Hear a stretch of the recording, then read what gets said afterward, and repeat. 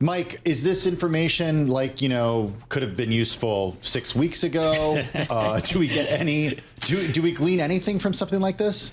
Not really. It's been described by one analyst as a sort of Rorschach test. You see in it what you want to see. Maybe some people see clouds or something like that. But those who think that the Fed should be on hold point to the strong job creation and the fact that inflation is still going up.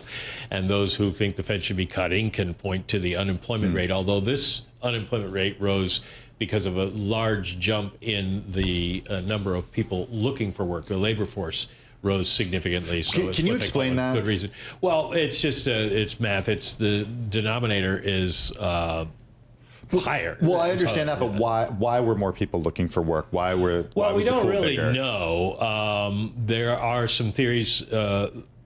Steve Stanley at Santander is pointing out today that that they have had trouble in the summertime adjusting for all the college graduates who have not been able to find work coming out of college these days because companies aren't hiring, and so that seems to have caused a problem in measuring the number of people who are in the labor force, and that may be one reason.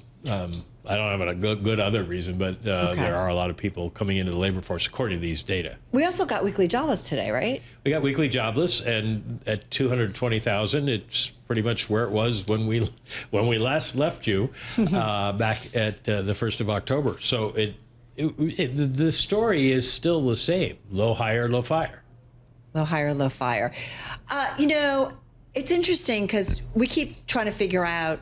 We talked to everybody about kind of where we are in the U.S. economy, and it seems like not too bad, but there are still inflationary worries, and it does feel like the job market's softening. I want to layer something on top of that, and this is from Fed Governor Lisa Cook, who she said officials should monitor how unexpected losses in private credit may spread to the broader U.S. financial system due to the, quote, increased complexity and the interconnections, end quote, with leveraged firms. It's something we've been focusing on a lot here, and I know all of Bloomberg has been.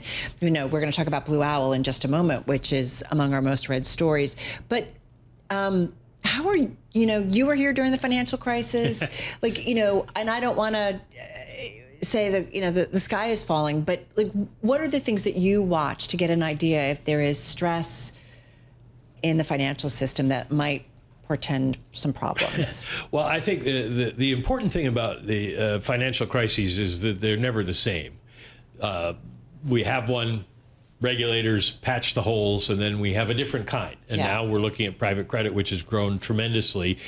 And it has also grown in the area where regulators don't have a good idea of what's going on. And that's what they're afraid of here, is the interconnections that might be among these lenders. The lenders say, we do extra due diligence because we're private, and we have to make sure that we're not going to lose money, so we make sure that the borrowers are okay. But we've seen some of these not work out.